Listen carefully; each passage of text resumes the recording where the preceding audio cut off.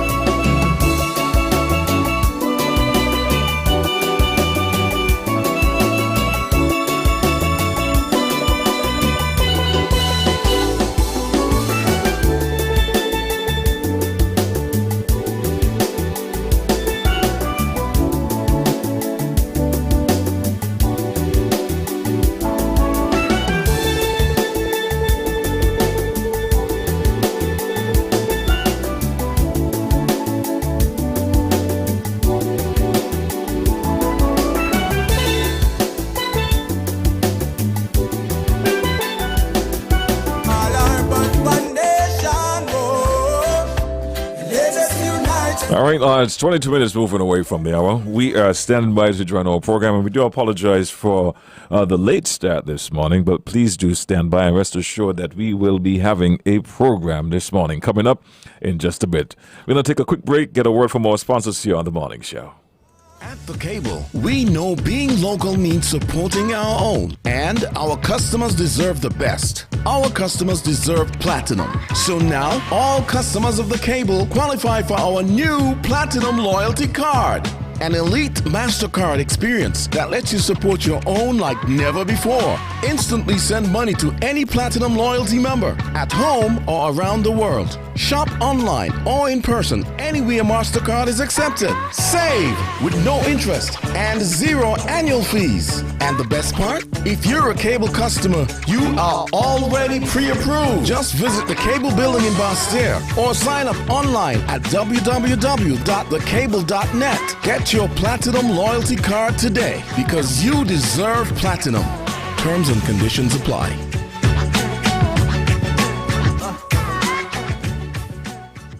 As part of its robust national vaccination education campaign, the Ministry of Health invites the general public to a number of important COVID-19 vaccination information sessions and clinics at the following locations. Please note, each session will begin at 6:30 in the evening. Keys Community Center on Thursday, 8th April. Edgar Gilbert Sporting Complex in Molineux, Monday, 12th April. Newton Ground Primary School, Tuesday, 13th April. Wednesday, 14th April, St. Peter's Community Center. Thursday, 15th April, Dieppe Bay Primary School. Monday, 19th April, Irishtown Community Center. This is a public service announcement from the Ministry of Health.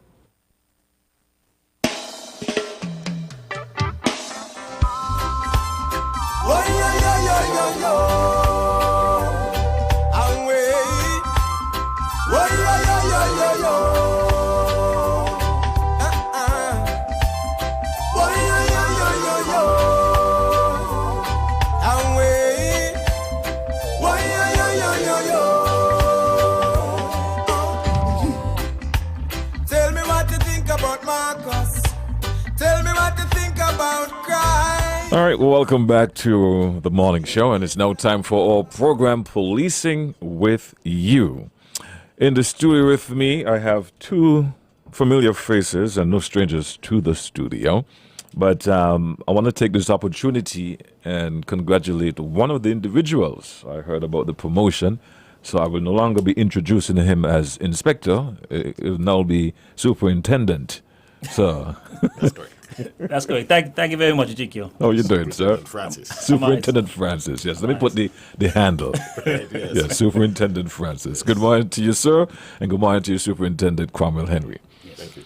Gentlemen, over to you. Okay, good morning to everyone out there in the listening audience, both on the radio, internet, and all over the world. Welcome to another program of Policing with You. I have in the studio with me Superintendent Henry. Today we're going to have a little twist on the program to how we normally have it.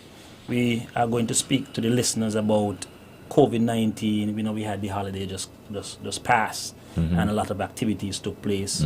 There are certain protocols that are in place. We're going to speak about those things because COVID-19 is still alive and around, and St. Kitts is still trying its best to stay ahead of the game. And in between, we're going to speak about crime tips are coming on to the end, security tips and individuals how they could better secure themselves. And of course, you will be opening lines as well. Of course, we'll be opening our lines at halftime for any calls, and we'll be entertaining the calls. Superintendent Henry, over to you. Yes, thank you, Superintendent, and let me join GQ in congratulating you on your recent promotion. Yes, So it's thank you. no longer Superintendent. Just want to inform the public, he's still at CID, still with CID. As an inspector, he was in charge of the operations of the CID department, but he's now completely in charge of the entire crime directorate. Wow. So he's responsible now for not only the CID, but also the other units within CID, the white collar crime, the court and process, the local intelligence, criminal records, all the units, subunits within the crime directorate. He now has administrative responsibility for those. And So all he's- the accolades to make sure everything gets done, if I can put it that way. Of course, right. Indeed. So anything that is crime, he has that administrative responsibility to ensure that the wheel runs smoothly. And so he's well qualified and well experienced to handle that. Of course, that is why he is promoted to the position. Indeed. And so we want to wish him well in his new position. Indeed. Thank you He'll very much. continue to be on the program. I don't think the program is too small for him. I love the program. So he will still be with us. Of course, he will still be with us on the program. And, Great. I hope for the day when he will be in charge of the program to ensure that that continues. So like a plan in the making. The program must go on. Yes, indeed. Right. And so we want to congratulate the inspector and wish him well in his post. Now, as introduced, this morning we're going to speak a bit on COVID-19. We know that we are still in the pandemic, with a specific focus on events. We know events has the potential to really set us back in terms of the spread of the virus. We've seen in other countries where they've had outbreaks, they usually start with things that we call super events, or super spreaders events, where you have a large congregation of persons and one or two persons within that group is infected and spread it to the rest of the group, and it spread to the wider community. So we have to be careful about that. We have been successful so far in preventing that, avoiding that from happening, and we want to continue. We do not want to drop our guard and feel comforted by the fact that there are no cases, there are currently no active cases on island, and that we haven't had any deaths, and we only had 44 cases, to feel comfortable that we are free from COVID and its effects. We are not. We are still in a global pandemic. We still have incoming travelers into the country. We have a quarantine program, and we know from time to time things go wrong. And so we do not want persons to feel comforted by the fact that the country is COVID-free and that they could do as they please. And so we have protocols to prevent that, specifically events. As I mentioned, events is a good avenue for spread, because just with the very nature where people comes together in large groups and could have something go wrong. And so the legislation was passed that limit the capacity or the maximum number of persons attending events to 150 for outdoor events and 100 for indoor events. However, notwithstanding those numbers, it doesn't necessarily mean that if you're going to have an event in your shop, you could have 100 persons in your small shop. It still hinges on the size of the venue where your event will be hosted. Right. And so if the venue cannot accommodate 100 persons, not because the law say you allow 100 persons, that is only a maximum number. You still have to base your capacity on the size of the venue. Okay.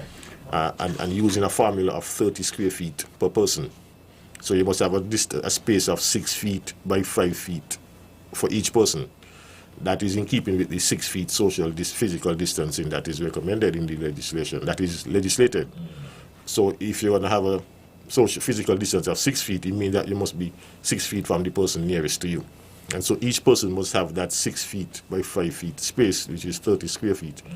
And so if you multiply that by the size of the square footage of the venue, the space, the available space, Then you get the number of persons. That can be there. That can be in that venue. That's the formula that That's you the use. formula that we use to Okay. determine how many persons could be at that venue. So if you have a small venue, you cannot apply for an event for 100 persons and use the fact that the last year we could have 100 persons. Similarly, if you have an outdoor event in your backyard, for example, you cannot apply for 150 people and use the argument that the last year we allow 150 people outdoor. When clearly your When venue. your yard is only 200 square feet. Right? Your yard is 200 square feet. You might only be allowed to have 20 people. Right.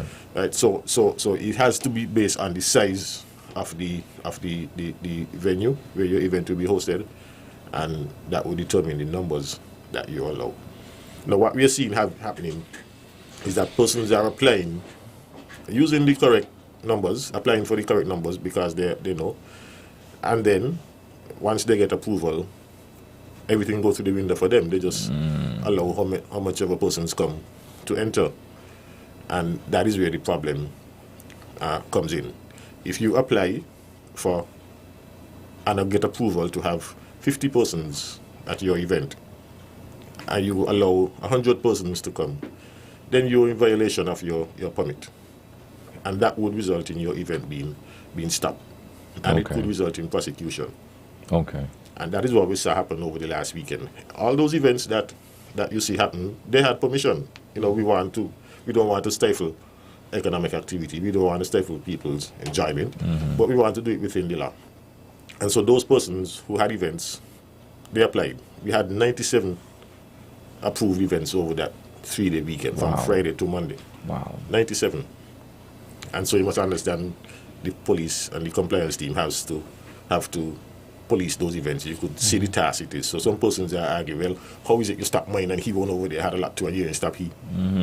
We can't be everywhere. There's 97 things happening. We can't be everywhere. And It's so, just unfortunate. It's unfortunate that some would have gone unnoticed.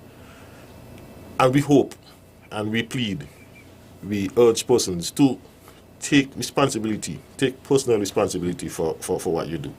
Do not do things and expect that somebody going to come and tell you, don't do that, or chastise you for doing it. Don't try to trick the system. If you know that you're not supposed to do it. Understand. I mean, don't do it. If you're an organizer and you organize a party and you get permission for 50 people, have things in place to ensure that only 50 people come in.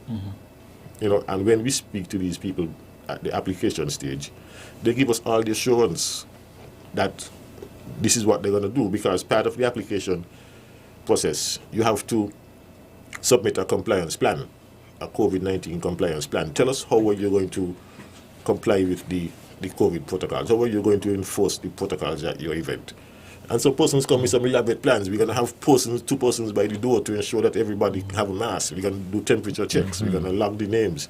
We're going to have all this. And then when you go to the event, nothing is in place. They're logging the names. No log, no names, nobody sanitizing. And it's a free-for-all. People just come. And then when you stop the event, you're accused of all sorts of things. They come up with all sorts of reasons why you stopped my event and why you didn't stop his. You know, and to avoid that, just take the personal responsibility and do what you're supposed to do. And that is the problem that we are having. And we don't recognize that when we do these things, we are putting not only ourselves at risk, we are putting the country at risk. We see what happened in Nevis a couple of weeks ago at a bar on the beach in Nevis. We had some persons doing quarantine close by to the bar. Those persons breached their quarantine.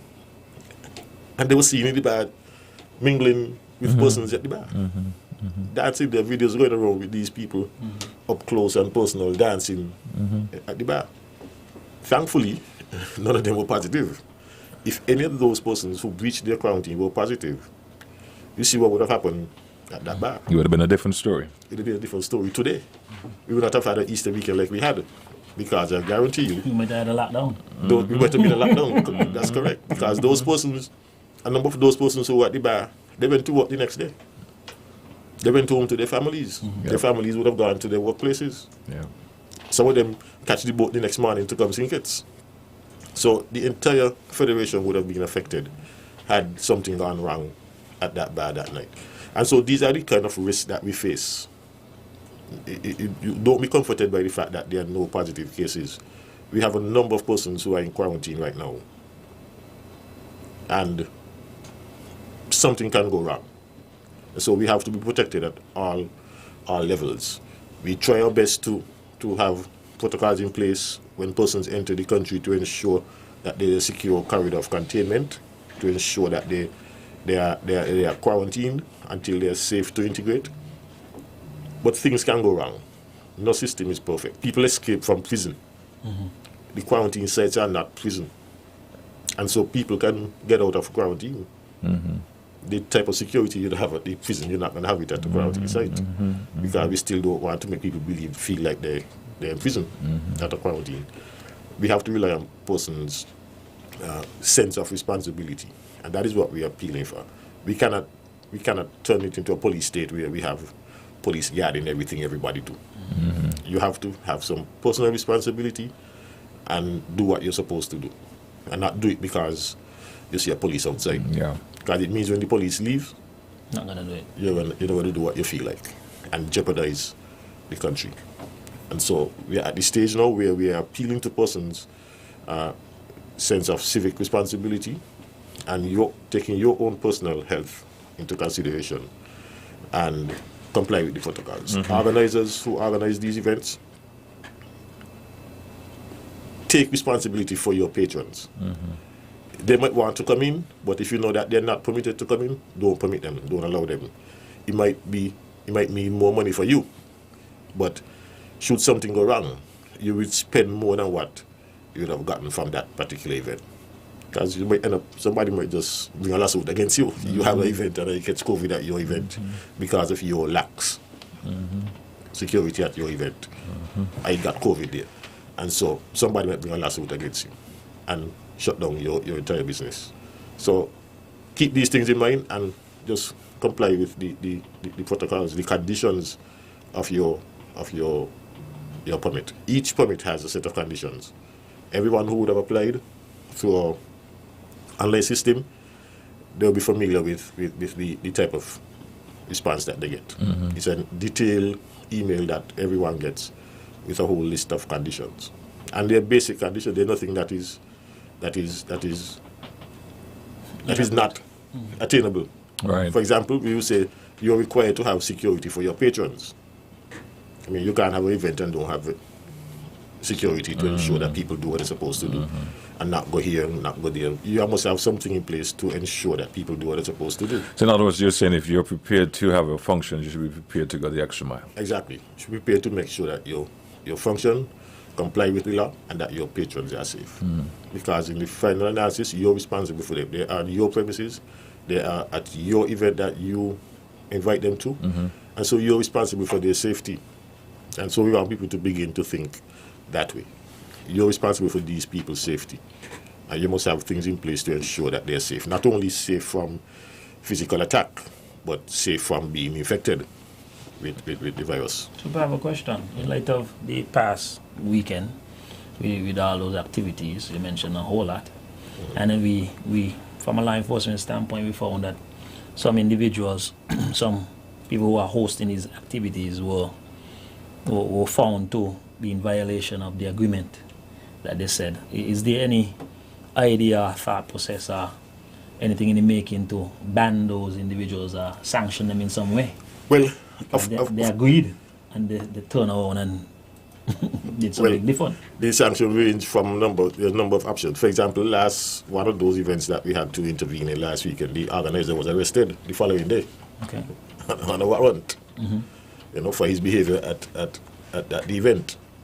And so he now faces court, and really sanction there could be severe, up to $5,000 imprisonment for 6 months.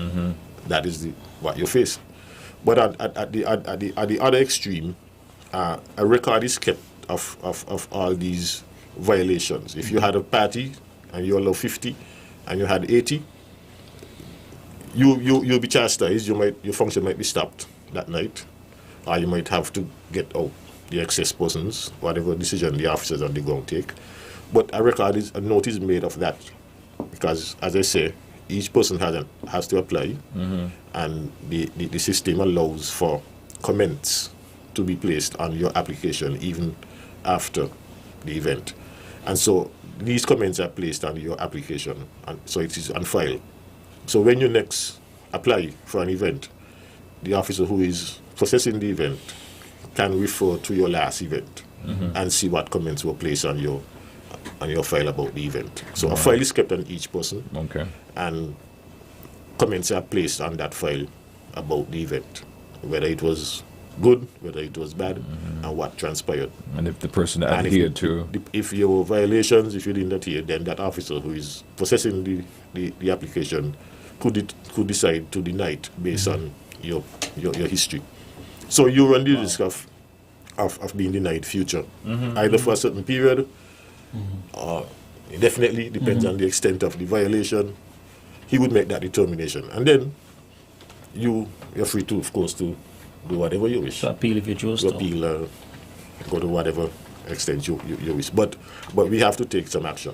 And it doesn't have to come to that, because it's going to affect you. If you have to now be fighting with the system to have further events, especially if you earn your living from that, then it really doesn't worth the while.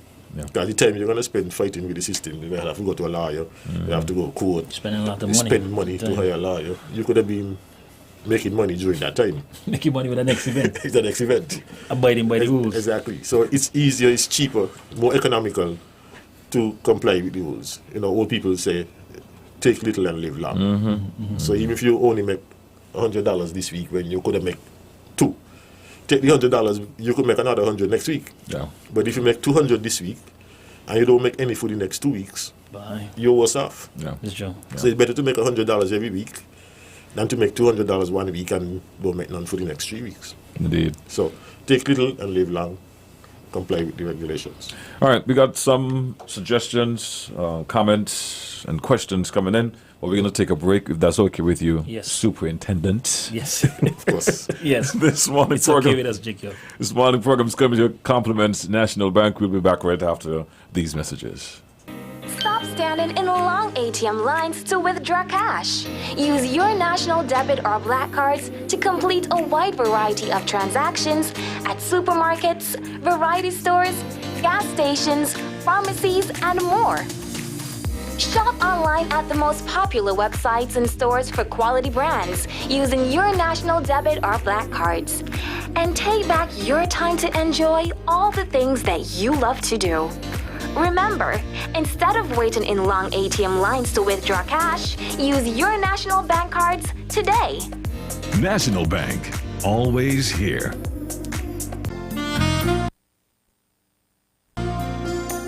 Next Generation Medical Laboratory, fondly known as NextGen Lab, located in the ICG building on Upper Shaw Avenue, is a gold standard comprehensive lab that offers routine and specialized laboratory testing by a qualified team.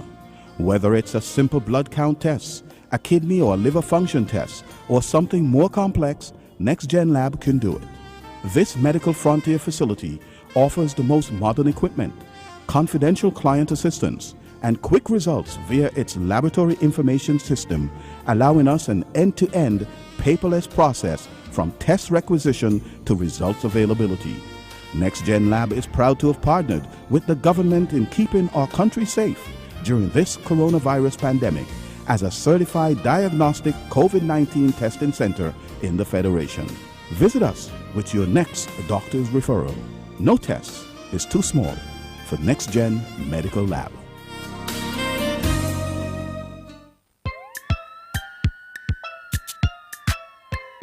Hold on, stop. Think about the drink before you take a drop. Read up on the label on the back. They say science sugar low in fat, but don't be fooled by that. Drink some water, share some love. Tell your body you're sweet enough. Drink some water, share some love. Tell somebody you're sweet enough. Drink some water, share some love. Tell your body you're sweet enough. Drink some water, share some love. Tell somebody, yeah. This message is brought to you by Lake Health and Wellbeing.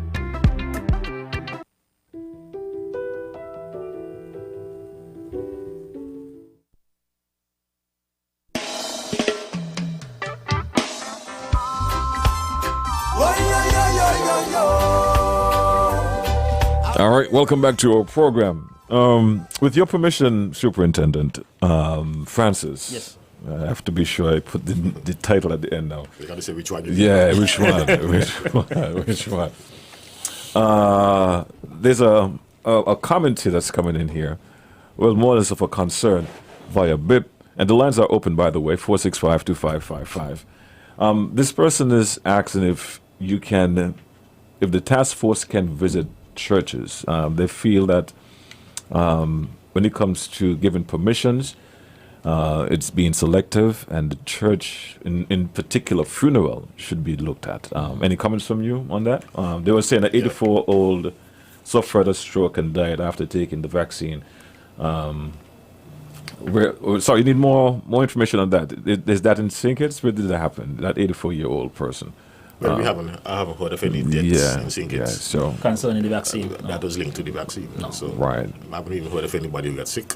Right. So, Apart from the- but we put a question mark on that. Maybe that was just a comment that wasn't finished. But the funeral, that is of concern to us. I don't know if people think that because they're grieving COVID, would we have some respect for that and don't bother with them.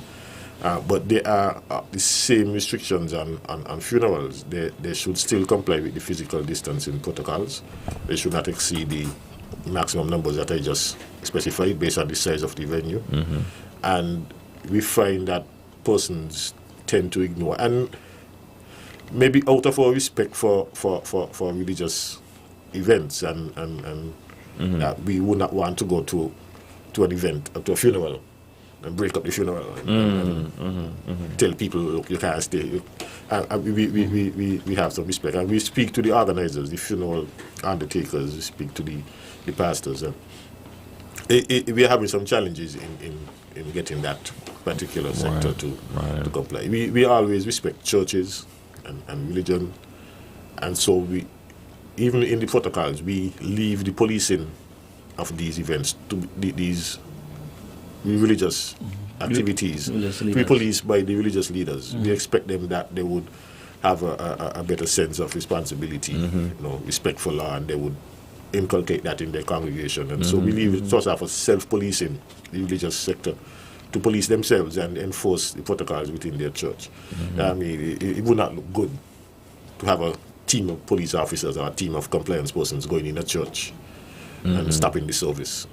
We see what this happened in Antigua, early the pandemic, the pastor and a few members got arrested during church one Sunday morning, and it wasn't a good sight, and we really do not want to see that. And we appeal to these persons, the religious leaders, to really take some responsibility for what happened in your church, even if it's a funeral, and ensure that the protocols are followed. All right, gentlemen, can I ask you to put on your headphones and let's take some calls. Let's take this first call. Caller number 1, you are live, and good morning. Yes, good morning. All right, we lost that call. Let's try this one. Good morning. Good morning, GQ. Hey, good morning. How you doing? Not too bad. Thank God for the rain. Yes, that's true. Listen, I hear about the animals. I got a shelter in an apartment here. And that's with the rain, man. Anyway, now I want to Inspector Cameron Henry, and I want to commend Inspector Francis for the promotion. Thank you, sir. I think sometime last week somebody said they want to be the commissioner of police one of these days. Yes. Anyway, I want to commend you. Now, Mr. Henry, I listened to your opening statement talking about the events them that they keep and everything. But you listen to some people still, sometimes on different radio talk shows, and you hear them saying that they want to kill entertainers. They want to, stifle entertainers. We cannot go out and keep things how we want to keep things. We ain't making no money. We ain't doing this. We ain't doing that. Now, if you say 50 people to that event, you know that, you know the problem, you know what's going on. We close to Antigua and we hear the situation at Antigua, all in the prison. So it's the COVID. You understand? Or even hear some of the prisoners, some of the people working in the prison resigning and all from the job. And we don't hear guys so good. You understand? And these people just gain people impression like you are doing something to batter them, or the government, or the police force doing something that to make them make the money and all these things. And it's just sad. Because we're in a pandemic, a world pandemic. And we don't know when this thing gone over. So if you all give them the level to keep a little function that they can make a little dollar, they go by the protocol until this thing over. And the next time with the vaccine situation, there's the same people who don't want to take the vaccine. They're saying kind of negative things. You understand? All over the whole world, people taking vaccine. I made to understand a second batch coming, you don't reach. Yes, it came yesterday. If that is the situation to go out and take the vaccine, that the country could be eased and everybody could go out and be comfortable and without social distance and they could go out and keep the event. That is just it. Any man, I want to commend you all and who continue to do the good work at the Federation. May God bless you and keep you. Thank you very much. Thank you for that call. Yes, man.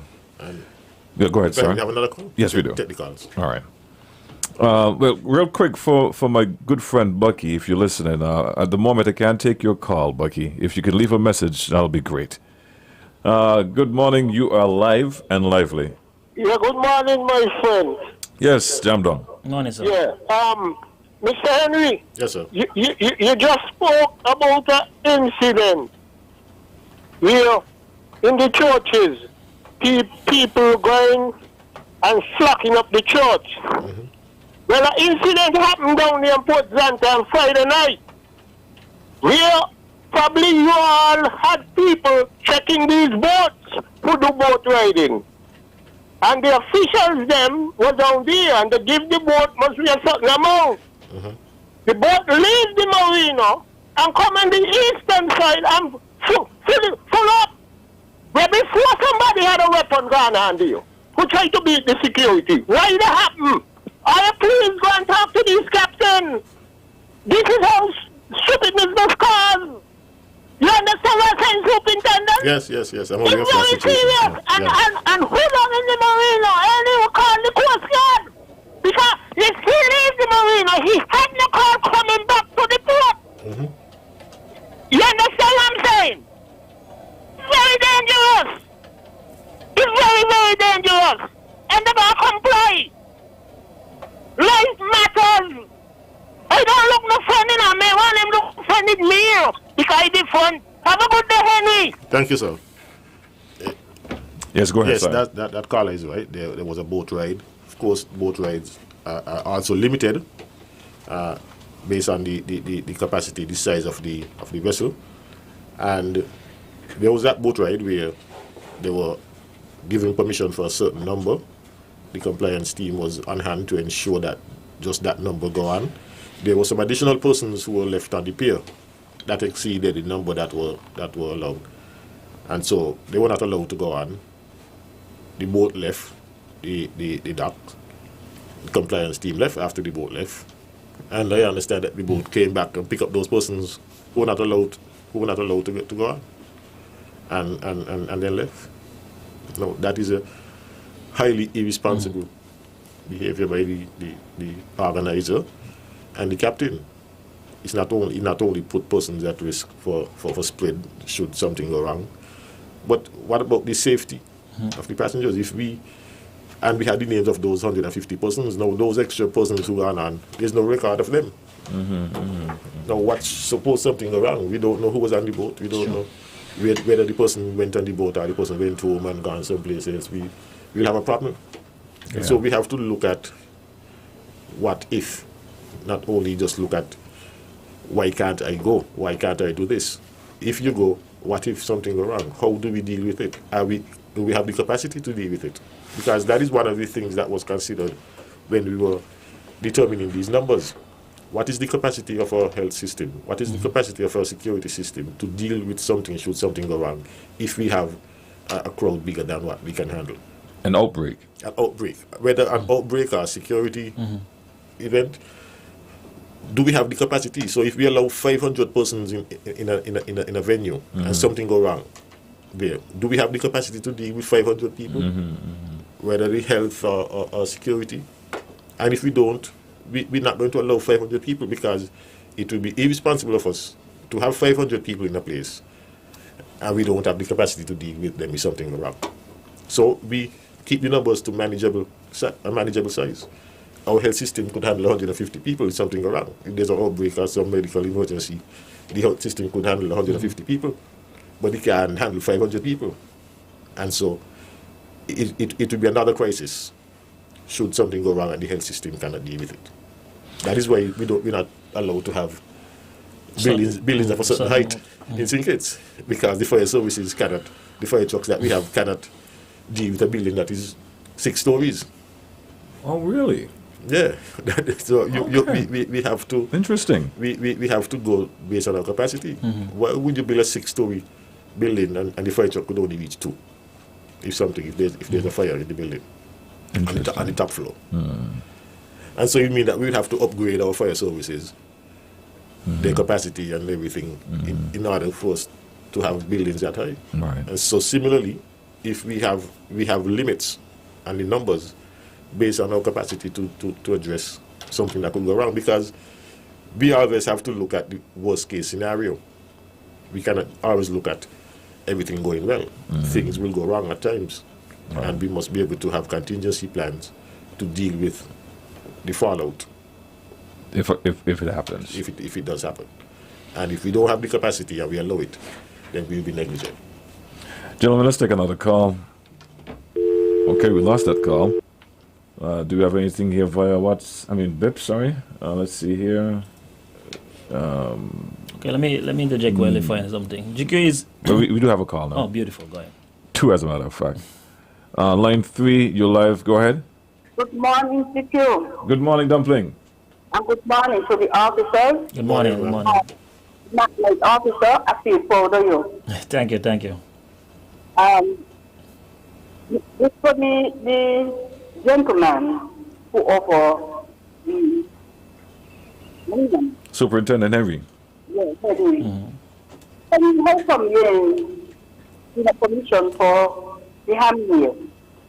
For what? Down by the bed, the swimming race and stuff. Oh. I'm not certain if there was any application for that. I can't recall seeing. Huh? I can't recall seeing an application for that. I don't think. I didn't see any application for it. So that really had anything to do with that. Because last year we had nothing. I'm really looking forward for that. Well, I haven't seen any application. I did not see any application for that. And Jack is on the radio that I ain't giving no permission. That's why you're calling to find out. Well, no, I really have not seen any application That's for what that. he said on the radio. May execute. Oh no, GQ never with him. But No, I think he was on Frank and Kendall with Tony. Yeah. Well, you know, good this year. I'm going to realize this next year. I hope he will carry in the paper and you'll be just, sending the army or the couple police down there to, clean up the crowd and so, there's people down there. Because we are accustomed to it.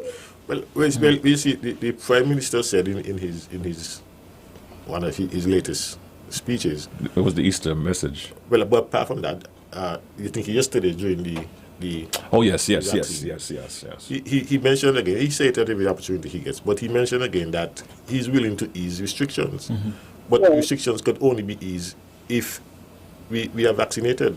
And conditions. And that event down at the ferry terminal, it attracts a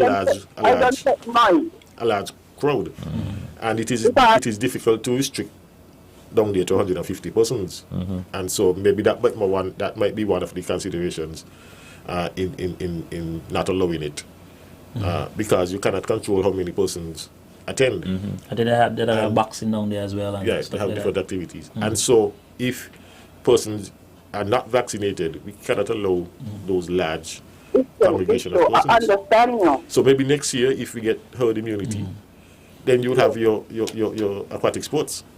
That is. And I hope the police from McNutt went and took the vaccine. Well, soon, very soon. Because he took some oil from school when he was small. yes, very soon.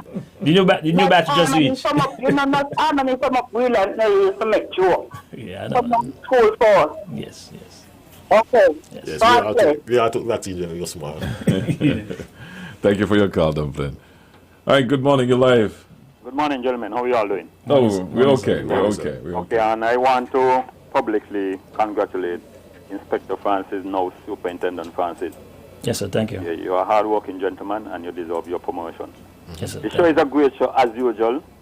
But as usual, complacency is kicking into the Federation of Thinkers and Nevis. Yes. Person is of the opinion that is business as usual. And we have to be cognizant that is not business as usual. And when person going to be so irresponsible, all it takes is for one incident, and we go right back to shutdown. Because that is what is happening in the other countries. Person is of the opinion, this COVID-19 is a joke or is a make-up things, and with all the propaganda and fake news that is circulating, some persons are falling for it. We are in a good situation where we have the vaccine now, just yesterday. And one of the things person in the Federation need to do is follow on the news, follow locally,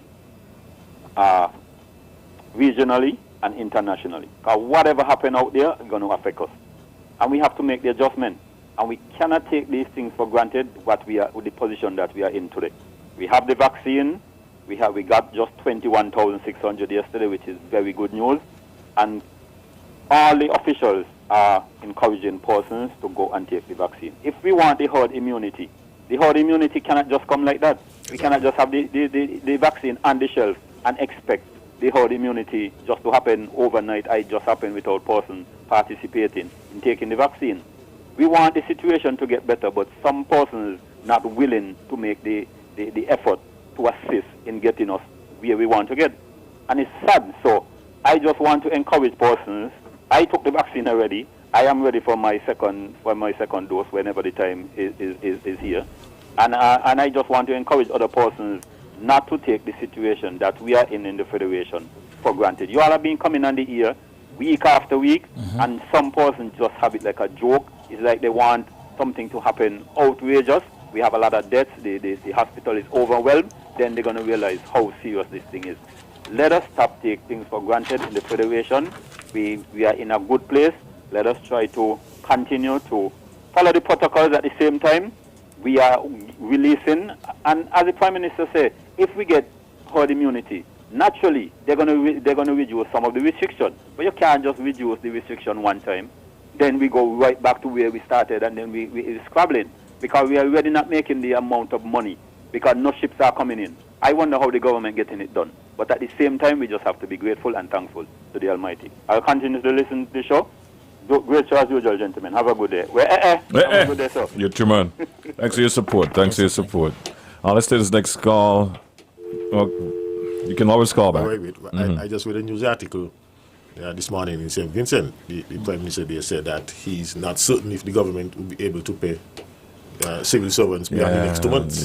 Because the government is running low on money. The economic situation is such that if it continues, he's not certain if he's able to pay salaries and benefits to pensioners. And so we have to be careful that we don't end up in that situation. We have to do the things that would help us to get back on track economically. And one of the things is to have herd immunity. We'll not be able to congregate in large numbers if you're not vaccinated. I mean, it's just not possible. The protocols would have to be maintained that you must maintain your 6 feet social distance. You have to wear masks. And it will be that way until persons are protected by the vaccine. So it is in all our best interest to ensure that we survive economically by protecting ourselves through vaccines. Indeed. Let's go back to the phone line. Let's take this call. Line number 1. Good morning, you're live. Yeah, good morning. Good morning.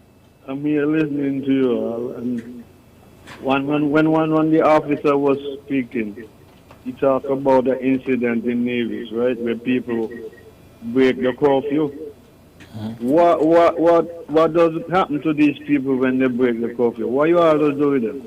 Well, the quarantine. Well, if you were following that those persons were arrested and they were taken before the court, and they had to pay some heavy fines. Okay, so they wouldn't go back in quarantine where they was. They did not go back to the same place. No, we took them to a government facility. So they did not enjoy the comfort of the 4 seasons. But they were quarantined elsewhere, where we have better control, more control, until the quarantine time was up. And then we... From time and time again, I'm glad that the superintendent indicated that a log is being kept for persons who are breaching the rules and conditions with reference to the events. Because from time again, we have the task force and we have the radio program, and we're in a continuous, never-ending educational drive. So it's education and doing their own thing. Right. So I think after education, as the superintendent would always say. The funny thing though is that when we take these actions, people go on the air and to the protocols, but we were getting well, at that church this happens, and at that church that happens. So I would say to them, well, this is our church, and we are trying our very best to do what we were told to do. Right. And then another thing that I've noticed is that when government officials attend other churches, there's no social distancing. They're not wearing any masks. And so persons out there are looking at that. How is it the task force is telling us to do this when there are government officials who are not doing what they are telling us to do? So I think that the task force really needs to do something in relation to churches to make sure that you don't have any COVID spread, so to speak. We try to not to turn back persons from coming to church, but to adjust the seating assignments accordingly. But I have been to funerals and I've seen what you all can do in relation to that, because like I said, when there's funeral at my church, we're getting the challenge, well, this happens at that church. And so what y'all going on with? No COVID in seeing kids and blah, blah, blah, blah. So I don't know how you guys are going to deal with that, but that needs to be addressed, and you need to instill in the government officials that the government is pushing this thing, and so they too should set examples for persons to follow. And that is my contribution. Thank you. Thank you for your call. And Superintendent Francis, congratulations on your... Is extremely high in those circumstances. And so those are the events for these type of events. Yeah. Like the caller just said, they're getting challenged. And I'm sure there are other establishments getting challenged as well. Right. Yeah. And so they like to make comparisons to the parties. The church would say, well, how come you want the church social distance? Why you don't tell them the party social distance? But people in the party saying the same thing about the church. Everybody watching everybody. When you talk to the party, well, why don't tell the church them social distance? Everybody watching everybody. And so we would hope, and that was our thinking, set the tone for the rest of society. Because the church members who are going out at other functions in society. And so if they have that, now we are giving entertainers an opportunity. Okay, let's try line 1. Good morning. Online, Facebook. They cannot judge one sport. They can't put all the sports together. If someone has one sport, you can't judge the other sport by that. I mean, I'm in basketball. Let me make it plain. But it was no different for basketball. We hardly have 100 people up there. Right, and I believe we should look at it that the particular event, if one sport spoil it, there's nowhere basketball will spoil that. Because I asked a question there at the task force, and the answer I get was not pleasing. I said that you when you count all the management and officials and forth, and you only have 80 people, whether or not they come, they're accounted for. Why can't we be allowed to have 70 spectators in there? And I'd like to get an answer to that. Thanks. Okay. Well, you see, it's easy when we have one rule to enforce. If we have different rules for different things, we're going to be accused of discrimination. We'll be accused of all sorts of things. It will make the policing difficult. And so it's easier when you have one policy and enforce that policy. Because all the other sports would say, why can't I have the excess number of spectators? Football would say the same thing. Well, how you allow basketball to have the 70 spectators and 80 officials? Why can't we have the same thing? If we only have 50 officials, why can't we have 100 spectators? And so we would have to be juggling between the different sports and the different factors that affect how the sports is run, and we would have difficulty in policing it. And so it's athletics. I mean, we see the kind of crowds that athletics draw in that stadium. Now, should we say only football can have spectators, but everybody else can have spectators?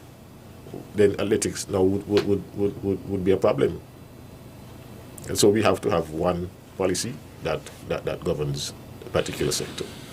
Gentlemen, I think we're going to take our final call for this one. I think I gave you back your time. Indeed. Thank you. Well, we have 2, so I'll take these last 2 calls. Good morning. You are live. Sorry to call back. That's okay. Don't sorry. It's okay. Here, right? That there is this rule, SR, or what do they call it, that for a function, and I agree with the superintendent official did that it based on the size. I'm saying that if we have a sporting event, right, and your officials, your players, everything is accounted for 80, why can't the other 70, you allow 70 spectators? I agree that you must have the rules across the board, but if one organization have more than 150 terms or bending the rule, that's my opinion. Yeah, we understand, but the rules are not made in stone. They come up for review from time to time, and if we would adjust the rules accordingly to facilitate. Because we're not about suppressing anything. We're all about ensuring safety, public health, and so if we see we could ease the restriction, we would ease the restriction, but people must demonstrate that they would comply, and we're really not seeing that. We might say allow 70 spectators, but then we're going to have a problem where you have extra 10 officials, but the 70 spectators want to come still. Another problem we might have is that because we have an ease of restriction with the basketball, we find that the footballers start to come to the basketball. They're going to run into problems. You understand? How are we going to know how many officials? We have to count how many officials there on a particular day and allow the excess spectators. It's challenging. Very challenging. Let's take a final call.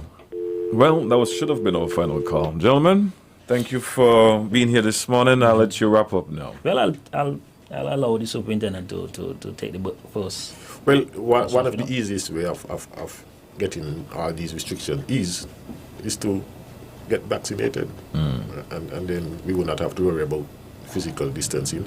The CDC has put out some guidelines that states that persons who are vaccinated can congregate together without social distancing and without wearing masks. I've read those guidelines on the CDC website. You could go to the CDC website and you'll see that persons who are vaccinated, fully vaccinated, can congregate without social distancing and without masks. And that is what we are heading. We are trying to get to. We're trying to get to. They have said that 70% of your population is sufficient to considered protected, and so if we have that number of persons in the population protected by vaccine, then we'll be allowed to ease a lot of the restrictions. We'll be able to get the quarantine period shortened. We'll be able to have more persons attending events, and we'll be able to relax the requirement to wear masks. Indeed. Yes, Superintendent, thank you very much. Ultimately, the aim at the end of the day is for St. Kitts to stay ahead. We've fought over this long period of time to put things in place and to maintain certain things to stay ahead, and we want to stay ahead. We can see that the government of the day is trying their best to make sure that St. Kitts stay ahead, and we continue to be COVID free. Okay. From me, in closing, I want to encourage persons to, with reference to crime, larcenies and malicious damage still turn out to be the main problems with reference to the statistics and the issues that are coming to the attention of the police. We want to continue to ask individuals to harden their targets, their homes, make sure you have turbos, persons who have CCTV cameras. They're asked to look at their cameras and make sure that they're working, because we find from time to time when the investigative unit go out and ask them questions, in terms of something happened at your premises or at the neighbor's premises. What about your cameras? Some persons are saying, you just still view cameras, it's not being recorded. Others are saying, the cameras are just dummies, they're not being recorded, stuff like that. So we want to make sure that your cameras are working. You want to make sure that you cut the hedges away from your fence line. You want to, for parents, now there's a little holiday at the moment, and we have parents who are leaving their young ones home alone. That is very risky. You want to try and make sure that the young ones are in the view and knowledge of adults, and that the young ones know the emergency numbers to call. Ultimately, we want to make sure that you are safe, your loved ones are safe, and your premises and property is safe. Okay, GQ, thank you for having us. I want to thank the callers for calling in. I'm always glad to hear new callers, and I'm always glad to hear the familiar voices. And we will be here again next week. And GQ, see you when I see you. Hey, I like that. See you when I see you. See you when I see you. Tell me what you know about love. Tell me what you know about hate that keeps us separate. Stop standing in long ATM lines to withdraw cash. Use your national debit or black cards to complete a wide variety of transactions at supermarkets, variety stores, gas stations, pharmacies, and more. Shop online at the most popular websites and stores for quality brands using your national debit or black cards. And take back your time to enjoy all the things that you love to do. Remember, instead of waiting in long ATM lines to withdraw cash, use your national bank cards today. National Bank, always here. At The Cable, we know being local means supporting our own, and our customers deserve the best. Our customers deserve platinum. So now, all customers of The Cable qualify for our new Platinum Loyalty Card. An elite MasterCard experience that lets you support your own like never before. Instantly send money to any Platinum Loyalty member at home or around the world. Shop online or in person anywhere MasterCard is accepted. Save with no interest and 0 annual fees. And the best part? If you're a Cable customer, you are already pre-approved. Just visit the Cable building in Bastere or sign up online at www.thecable.net. Get your Platinum Loyalty Card today because you deserve platinum. Terms and conditions apply.